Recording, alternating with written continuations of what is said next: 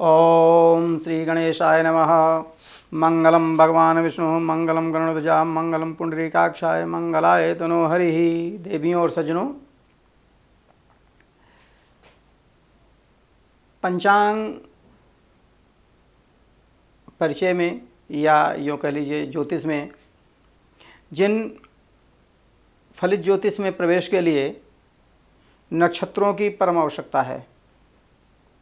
नक्षत्र आपके पग पग पर आपका साथ देने वाले हैं। नक्षत्रों की उपयोगिता है, चाहे वो आपको दशा निकालनी हो या कैसे भी जहाँ भी ज़रूरत है आपके नक्षत्रों की आवश्यकता पड़ेगी। तो नक्षत्र परिचय के अंतर्गत आइए देखते हैं नक्षत्र और उनके जो देवता हैं और वह नक्षत्र किस ग्रह के क्षेत्र में आता है, उस नक्षत्र पर किस ग्रह का आधिपत्य है और नक्षत्रों का क्रम, इन सारी चीज़ों को ध्यान में रखते हुए आगे बढ़ते हैं। देखें, क्रम संख्या 1 अश्विनी नक्षत्र आता है। पहला नक्षत्र अश्विनी, जिसके स्वामी है अश्विनी कुमार और यह केतु ग्रह के प्रभाव में रहता है। दूसरा नक्षत्र है क्रम संख्या 2 में भरणी, जिसके देवता हैं काल और ये शुक्र ग्रह के प्रभाव में रहता है। तीसरा है कृतिका, जिसके स्वामी हैं अग्नि, ये सूर्य के प्रभाव में रहता है नक्षत्र। और चौथा नक्षत्र है रोहिणी, जिसके स्वामी हैं ब्रह्मा और ये चंद्रमा के प्रभाव में रहता है। पांचवा नक्षत्र है मृगशिरा, इसके स्वामी हैं चंद्रमा और ये मंगल ग्रह के आधिपत्य में आता है। और छठा ग्रह नक्षत्र है आरद्रा, ये इसके स्वामी हैं रुद्र और ये राहु ग्रह के आधिपत्य में आता है। सातवां ग्रह है पुनर्वसु, जिसके स्वामी हैं अदिति, देवताओं की माँ, और ये बृहस्पति ग्रह के आधिपत्य क्षेत्र में आता है। और आठवां ग्रह है पुष्य, जो जिसके स्वामी हैं बृहस्पति देव देवगुरु और ये शनि ग्रह के आधिपत्य क्षेत्र में आता है। और नौवां ग्रह है आश्लेषा, नौवां नक्षत्र है आश्लेषा, जिसके स्वामी हैं सर्प और ये बुध ग्रह के आधिपत्य क्षेत्र में आता है। हम इस क्रम को भी आपको बता रहे हैं ताकि क्रम से अगर कोई कहे 15 नंबर का ग्रह बताइए तो आप बता सकें स्वाति, अगर कोई 17 पूछता है तो अनुराधा, ऐसे आपको जोड़ना घटाना ना पड़े। 10वां ग्रह है मघा, जिसके स्वामी है पितर, ये केतु ग्रह के आधिपत्य क्षेत्र में आता है। 11वां ग्रह है पूर्वा भाद्रपद, जिसके स्वामी भग, ये शुक्र ग्रह के आधिपत्य क्षेत्र में आता है। और 12वां ग्रह है नक्षत्र है उत्तरा फाल्गुनी, जो आर्यमा इसके देवता हैं और सूर्य ग्रह के आधिपत्य क्षेत्र में आते हैं। और 13वां नक्षत्र है हस्त, जिसके स्वामी हैं सूर्य और ये चंद्रमा के आधिपत्य क्षेत्र में आते हैं। और 14वां नक्षत्र जो है वो है चित्रा, जो विश्वकर्मा जिसके स्वामी हैं और ये मंगल ग्रह के आधिपत्य क्षेत्र में आता है।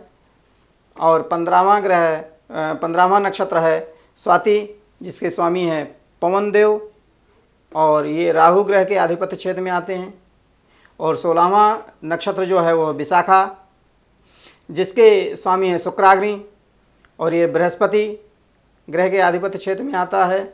और 17वां नक्षत्र है अनुराधा, जिसके स्वामी है मित्र, ये शनि ग्रह के आधिपत्य क्षेत्र में आता है। और 18वां जो नक्षत्र है वो है ज्येष्ठा, जो कि स्वामी हैं इंद्र और बुध ग्रह के आधिपत्य क्षेत्र में आता है। और 19वां नक्षत्र जो है वो है मूल, जो निरति जिसके स्वामी हैं और केतु ग्रह के आधिपत्य क्षेत्र में आता है। 20वां जो नक्षत्र है वो है पूर्वाषाढ़ा, जिसके स्वामी हैं जल, ये शुक्र ग्रह के आधिपत्य क्षेत्र में आता है। और 21वां जो नक्षत्र है वो उत्तराषाढ़ा, जिसके स्वामी हैं विश्वदेव और ये सूर्य ग्रह के आधिपत्य क्षेत्र में आता है। और 22वां ग्रह है श्रवण, जिसके स्वामी हैं विष्णु और ये चंद्रमा ग्रह के आधिपत्य क्षेत्र में आते हैं। और 23वां ग्रह नक्षत्र है धनिष्ठा, जिसके स्वामी हैं वसु, और ये मंगल ग्रह के आधिपत्य क्षेत्र में आते हैं। और 24वां जो नक्षत्र है वो है शतभिषा, जिसका स्वामी है वरुण, ये राहु ग्रह के आधिपत्य क्षेत्र में आता है। और 25वां ग्रह नक्षत्र है पूर्वा भाद्रपद, जिसके स्वामी हैं अजयिकपाद, ये बृहस्पति ग्रह के आधिपत्य क्षेत्र में आता है, अथवा इसको ऐसे भी कह लेते हैं लोग कि ये बृहस्पति का ग्रह नक्षत्र है, ये राहु का नक्षत्र इत्यादि इत्यादि। 26वां जो नक्षत्र है वह उत्तरा भाद्रपद, ये इसके स्वामी अहिर्बुधन्य, और ये शनि के आधिपत्य क्षेत्र में आता है, ये शनि ग्रह हैं इसके। और 27वां नक्षत्र जो है वह है रेवती, जिसके स्वामी हैं पूषा, और ये बुध ग्रह के आधिपत्य क्षेत्र में आते हैं, अथवा इसके बुध का नक्षत्र है कहलाता है। अब ये 28वां नक्षत्र जो है अभिजित नाम का जो है उत्तराषाढ़ा के अंत की 15 घटी और श्रवण के आदि की 4 घटी, ये 19 घटी का एक नक्षत्र है। ये 28वां नक्षत्र कहलाता है, इसके स्वामी हैं ब्रह्मा जी। तो ये जो है हमने आपको बताया ये सारी चीज़ें, ये ज्योतिष में बड़े उपयोग की चीज़ें हैं, इन्हें ध्यान रखना समझना आवश्यक है। आप इनको ध्यान से पढ़ें। जो भी आपकी समझ में ना आए या जो जिज्ञासा हो, अथवा मान लीजिए आपको अपनी जन्मपत्री इत्यादि दिखानी है, तो आप संपर्क कर सकते हैं, फ़ोन कर सकते हैं, कमेंट कर सकते हैं, उस पर ध्यान दिया जाएगा, यथासंभव उसका उत्तर दिया जाएगा। आज आप देखते हैं कि नक्षत्रों के बारे में, नक्षत्र परिचय, नक्षत्र की क्या संज्ञा होती है, और नक्षत्रों से आप क्या क्या कर सकते हैं, कहाँ कहाँ प्रयोग कर सकते हैं, इत्यादि इत्यादि। आगे चल कर के, अभी तो इनको हम आपको संज्ञाएं बता रहे हैं, आगे चल कर के इन विशेष करके एक एक नक्षत्र का एक एक विस्तार से प्रयोग बताएंगे आपको।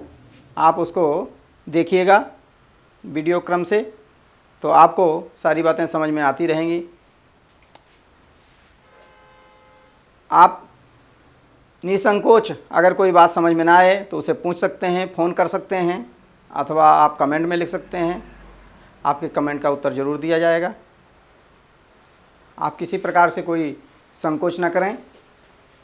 तो देखें, ये नक्षत्र परिचय के अंतर्गत नक्षत्र में देखें, एक पंचक संज्ञक नक्षत्र होता है, पंचक कहते हैं।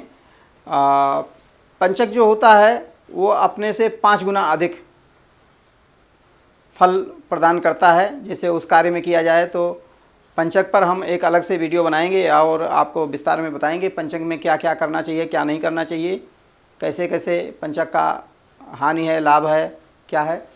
तो ये धनिष्ठा है, सद्विका है, पूर्वा भाद्रपद है, उत्तरा भाद्रपद है, रेवती है, ये जो 5 नक्षत्र हैं अंत वाले, ये पंचक संज्ञक कहलाते हैं, इनकी पंचक संज्ञा है। और ये ज्येष्ठा, आश्लेषा, अश्वनी, रेवती, मूल, मघा, ये जो है ये मूल संज्ञक नक्षत्र कहलाते हैं। इन्हें गंडांत भी कहते हैं, और कहीं कहीं इसको 27वां भी कहते हैं। जब यही इन नक्षत्रों में कोई किसी का जन्म होता है, तो जब 27वें दिन वही नक्षत्र वापस पुनः आता है तो उसकी नक्षत्र की शांति कराई जाती है। उस पर गंडांत पर या मूल पर हम एक विस्तार में और आपको बताएंगे, उसका एक अलग वीडियो बनाएंगे, उसको देखिएगा, समझ में आएगा। तो ये मूल संज्ञक नक्षत्र हैं, ज्येष्ठा, आश्लेषा, अश्वनी, रेवती, मूल, मघा। और ये जो हैं तीनों उत्तरा भाद्रपद, उत्तराषाढ़ा और उत्तरा फाल्गुनी, ये तीनों, और रोहिणी, ये जो 4 नक्षत्र हैं ये ध्रुव संज्ञक नक्षत्र हैं कहलाते हैं। और ये स्वाति, पुनर्वसु, श्रवण, धनिष्ठा, सद्विघा, ये चर नक्षत्र कहलाते हैं, चर या चल नक्षत्र। आप लोगों को एक बात बता दें, ध्यान से देख लीजिएगा। आप ज्योतिष में प्रवेश कर रहे हैं, ज्योतिष के बारे में देख रहे हैं, तो ये जो ज्योतिष है इसको 60 में लिखा रहता है, एक अक्षर लिखा रहेगा, उसे समझने की बात है।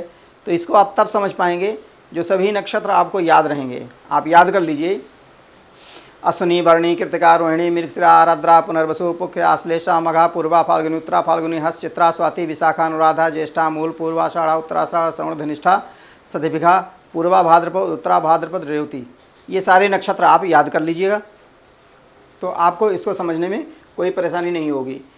तो और तीनों पूर्वा, पूर्वा भाद्रपद, पूर्वाषाढ़ा, पूर्वा फाल्गुनी, मघा और भरणी, ये जो 5 नक्षत्र हैं ये उग्र नक्षत्र कहलाते हैं।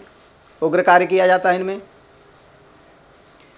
विशाखा और कृतिका मिश्र संज्ञक नक्षत्र हैं, इनको आप समझें। हस्त, अश्विनी, पुनर्वसु, पुख्य और अभिजित। हस्त, अश्विनी, पुख्य, अभिजित। अभिजित के बारे में मैंने पंचांग परिचय में आपको बताया था। उत्तराषाढ़ा और श्रवण के बीच के 19 घटियों का एक अभिजित नक्षत्र होता है। तो ये जो नक्षत्र हैं ये लघु नक्षत्र कहलाते हैं। एक त्यौहार होता है, जब नया अन्न तैयार होता है तो नवान्न भक्षण मुहूर्त कहते हैं, वो इन्हीं नक्षत्रों में किए जाते हैं। नवान्न भक्षण, नया अन्न होता है, प्रायः ये 2 बार होता है। एक रबी की फसल जब तैयार होती है, नया अन्न तैयार होता है, और एक खरीफ की। तो ये नक्षत्र वो हो गए। मृगशिरा, रेवती, चित्रा और अनुराधा, ये 4 नक्षत्र मृदु संज्ञक नक्षत्र हैं। मूल, ज्येष्ठा, आर्द्रा, आश्लेषा, ये तीनों चारों तीक्ष्ण संज्ञक नक्षत्र हैं। और मूल, आश्लेषा, विशाखा, कृतिका, तीनों पूर्वा भाद्रपद, पूर्वा आषाढ़ा, पूर्वा फाल्गुनी, ये तीनों पूर्वा, और भरणी और मघा, ये अधोमुख संज्ञक नक्षत्र हैं। इन नक्षत्रों में जो अधोमुख नक्षत्र हैं, इनमें जैसे कुआं खोदना है, बोरिंग करानी है, ट्यूबवेल लगाना है, या मान लीजिए सबमर्सिबल की बोरिंग करवानी है, ये वो नक्षत्र हैं जो उसमें किए जाते हैं। इनका विस्तार और बाद में आगे और बताएंगे। ये आर्द्रा, पुख्य, श्रवण, धनिष्ठा और शतभिषा, ये जो नक्षत्र हैं ये ऊर्ध्वमुख संज्ञक हैं। ऊर्ध्वमुख, इनका जो मुख होता है वो ऊपर की तरफ होता है। तो ये वो कार्य किए जाते हैं जिसे ऊपर की तरफ करने वाले, जैसे छत की लगवाना इत्यादि जो कार्य है, छत लगवाना है, खिड़की, रोशनदान इत्यादि लगवाने हैं, उनमें काम आता है। और ये अनुराधा, हस्त, स्वाति, पुनर्वसु, ज्येष्ठा और अश्विनी, ये नक्षत्र जो हैं ये 6 नक्षत्र त्रियंगमुख नक्षत्र हैं।